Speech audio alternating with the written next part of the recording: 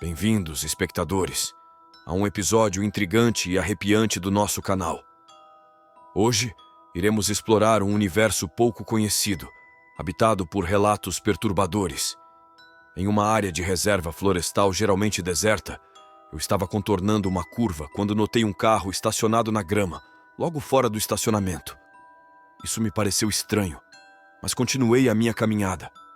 Eu deveria estar a uns 50 metros do carro quando, de repente, o porta-malas se abriu e o alarme do carro disparou. A porta do lado do motorista também se abriu. Eu estava vindo do lado do passageiro e não conseguia ver o motorista, mas senti uma sensação ruim sobre a situação.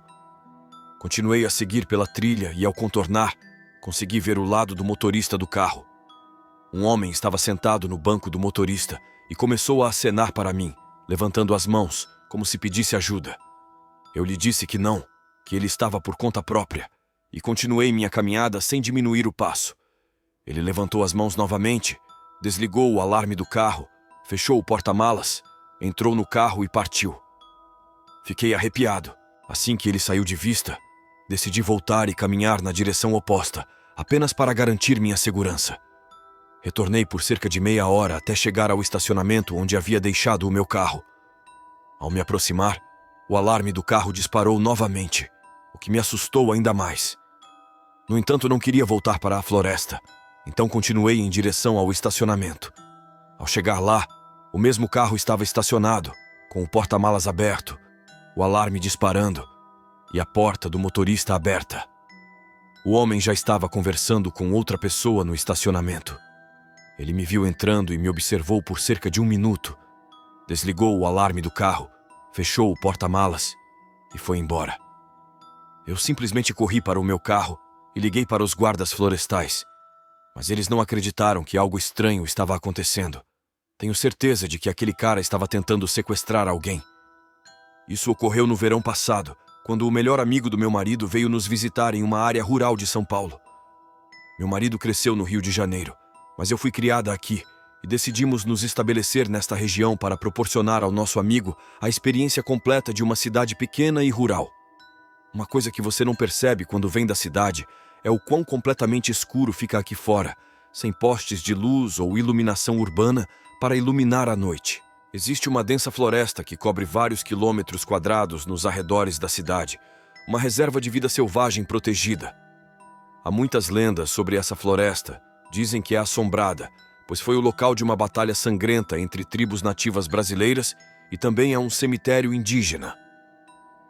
O velho e assustador anfiteatro de pedra no meio da floresta é especialmente considerado assombrado. Além disso, há um lago no coração da floresta que os moradores locais chamam de Lago do Homem Morto, pois alguém se afogou lá há alguns anos e o corpo nunca foi encontrado. Não tenho certeza se foi um acidente ou suicídio, já que ouvi várias versões diferentes da história. Eu não acredito em fantasmas e não tenho medo do escuro ou da floresta, mas o amigo do meu marido sim. Esse parque tecnicamente fecha às 22 horas, mas decidimos arriscar e levamos nosso amigo para a floresta à meia-noite, em uma noite sem lua. Visitamos a torre primeiro. Nunca a tinha visto à noite, e a visão da silhueta negra contra o céu estrelado, cercada por árvores mortas, foi inquietante e definiu o clima para o resto da noite. Depois de um pouco de persuasão, conseguimos convencer nosso amigo a nos seguir até a torre. Subindo a velha escada em espiral, passamos algum tempo observando a paisagem ao redor e apreciando a vista do céu estrelado do topo da torre. A vista era magnífica e eu a achava mágica, mas nosso amigo parecia ficar cada vez mais nervoso a cada segundo. Descemos a longa trilha de terra de volta ao carro, mas continuávamos ouvindo o que pareciam ser passos vindo das árvores dos dois lados e de trás de nós.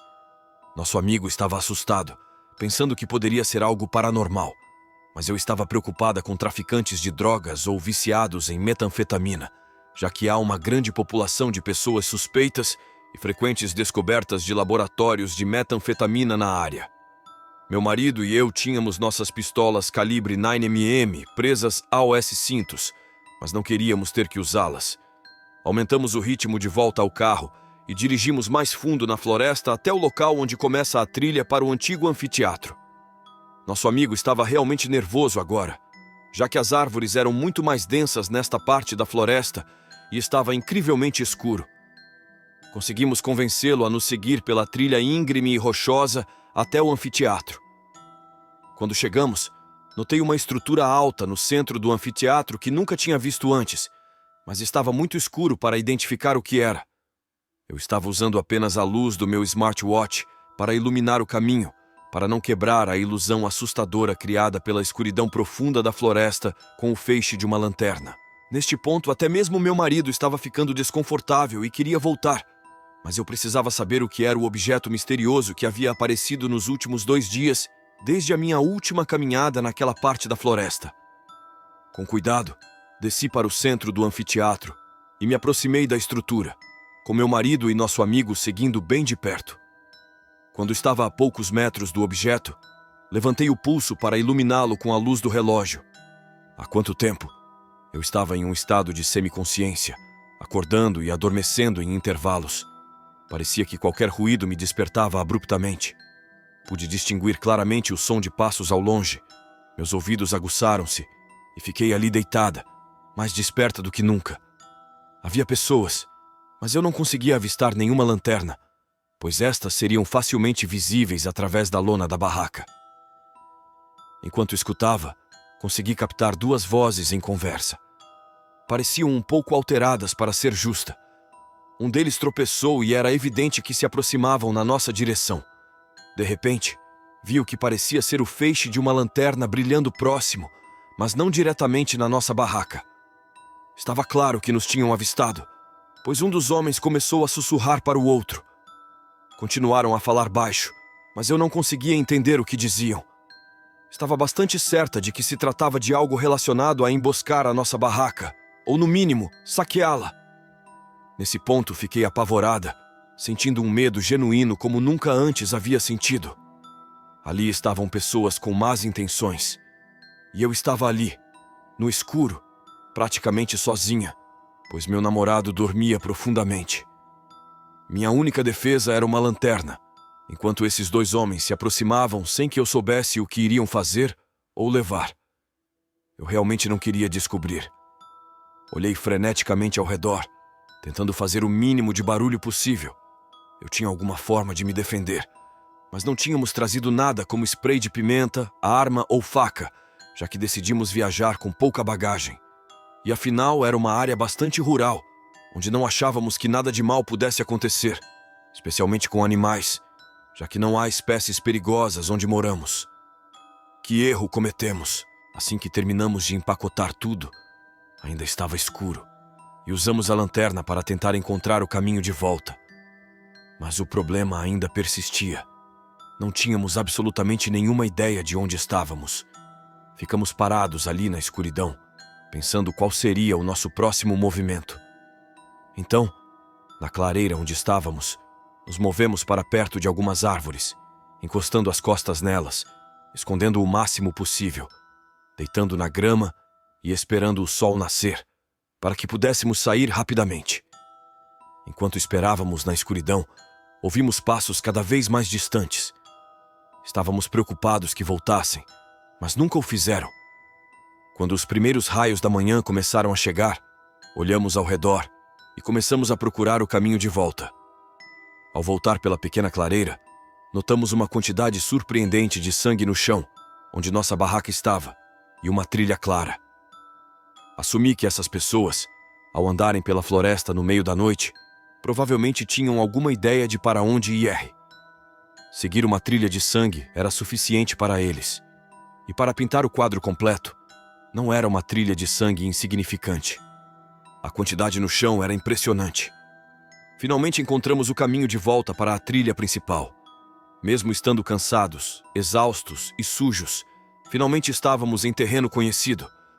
Caminhamos por várias horas até chegar ao nosso carro e, em seguida, dirigimos o mais rápido possível para fora dali, sem nunca olhar para trás. Foi um fim de semana que mudou minha perspectiva e me ensinou a importância de tomar precauções, mesmo em situações que parecem seguras. Nunca mais acampei desde então e, acredite, nunca mais irei. Essa experiência foi o suficiente para mim. Na tarde em questão, decidi levar meu sobrinho, que tinha 7 anos na época, meu filho de 3 anos, e meu cachorro para uma pequena caminhada em um parque local. Estávamos atravessando a floresta em uma trilha quando meu cachorro começou a latir.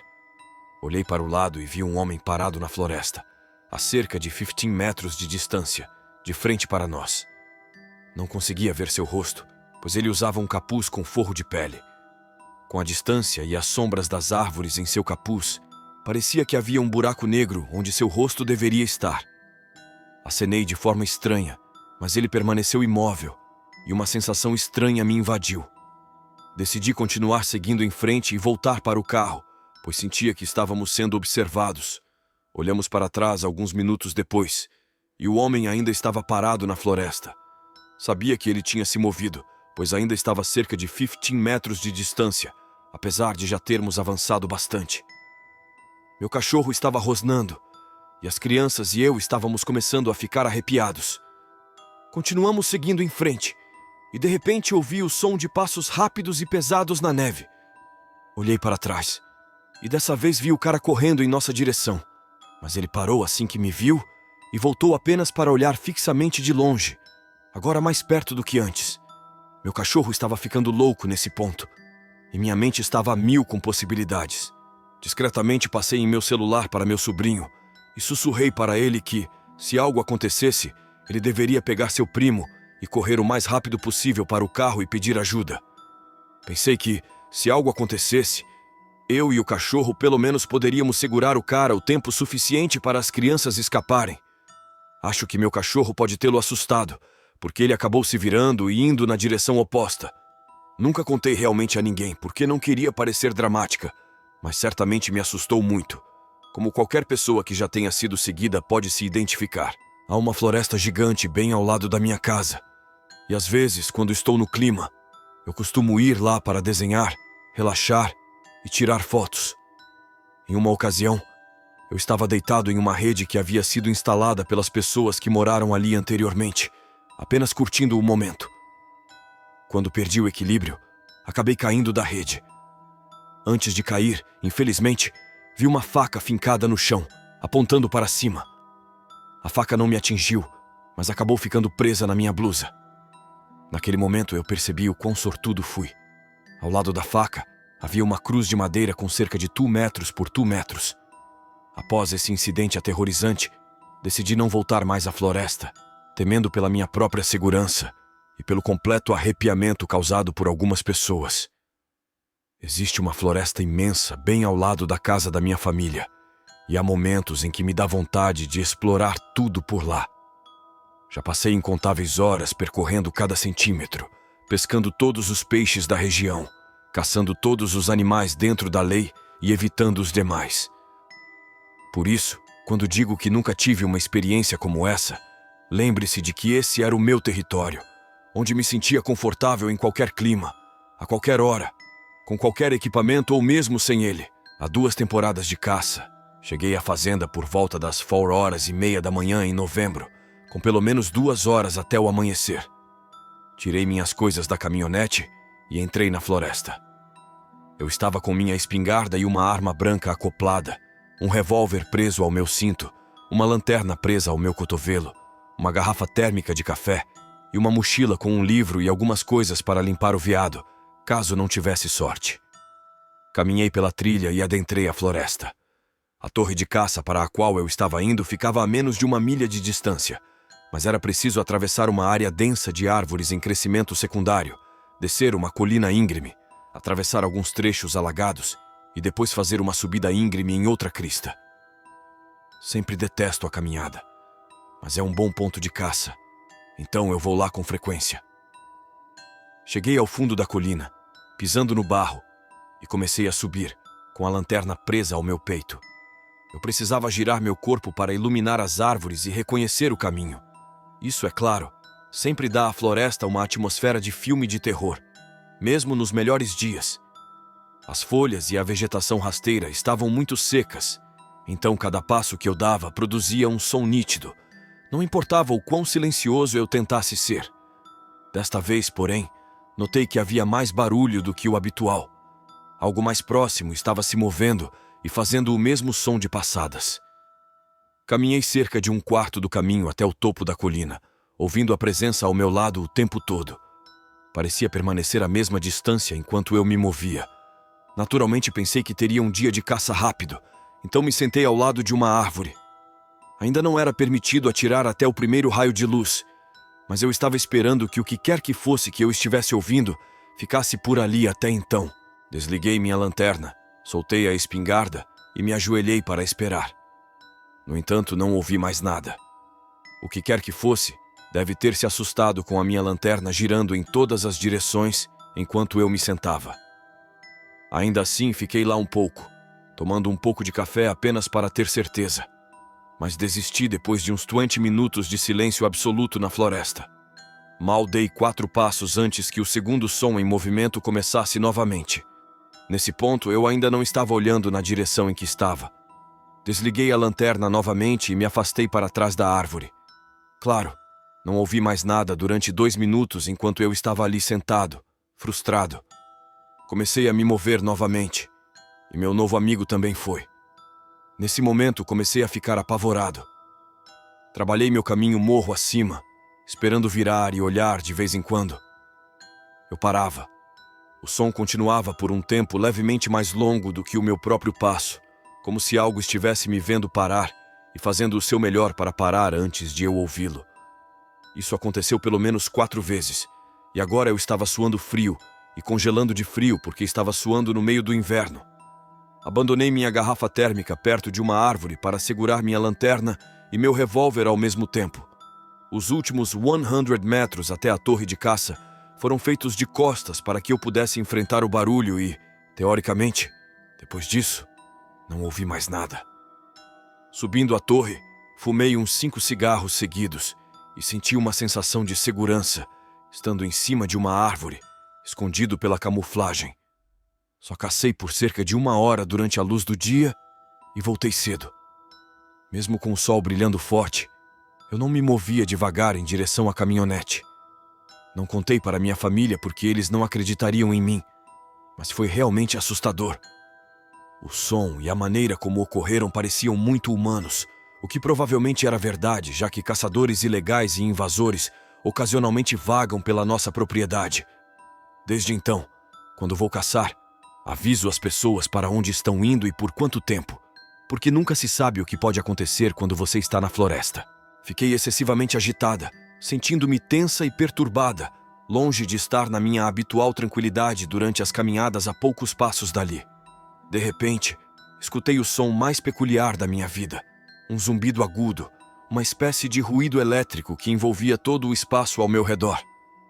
Para quem conhece a floresta montanhosa, sabe que às vezes ela pode parecer um tanto estranha, com o som ecoando nas rochas. No entanto, aquilo não se assemelhava a nada que eu já tivesse ouvido. Minha reação instintiva foi de pânico puro. Busquei pelo meu celular e, surpreendentemente, havia sinal. Liguei para o meu namorado naquele instante, que me assegurou que provavelmente não era nada de grave e que eu deveria aproveitar o momento. Avancei mais alguns passos e o barulho recomeçou instantaneamente, ainda mais alto. Meu corpo gritava para que eu retornasse imediatamente para o carro, e foi exatamente o que fiz. Tropeçava de volta ao telefone com meu namorado, sentindo-me como se estivesse sendo perseguida. Cheguei ao carro e uma sensação de alívio tomou conta de mim. Eu sei que pode parecer anticlimático, mas a quantidade de medo que experimentei naquele momento foi algo que nunca tinha sentido antes. Parecia um alerta para me manter afastada dali. Acredito profundamente na intuição, então confiei no meu instinto de que aquilo não era algo bom. Espero sinceramente que alguém tenha vivido algo semelhante e possa compartilhar alguma informação útil, pois até agora não encontrei nada. Minha segunda experiência ocorreu no mesmo Parque Nacional. Uma das coisas que mais aprecio nele é a possibilidade de avistar coisas estranhas no céu durante a noite. Atribuo isso à proximidade de uma base de testes militares de pilotos. No entanto, o que vemos são fenômenos verdadeiramente peculiares. Esta foi a ocorrência mais intrigante que já testemunhei. A vastidão da floresta facilita a observação do belo céu noturno. Em uma noite específica, olhei para cima e avistei alguns objetos voando a grande altura e distância. Se me recordo corretamente, um era branco e o outro vermelho. Moviam-se de forma estranha, em uma formação que desafiava qualquer lógica aérea que eu conhecia. Não consigo sequer imaginar a força G envolvida ou como poderíamos ter tecnologia capaz de atingir tal velocidade. Fiquei observando por um tempo, maravilhada, e para tornar as coisas ainda mais intrigantes, eles começaram a realizar curvas diagonais em ângulos acentuados, como se estivessem literalmente mudando de direção. Em determinado momento pararam e permaneceram suspensos por um instante, antes de acelerar novamente.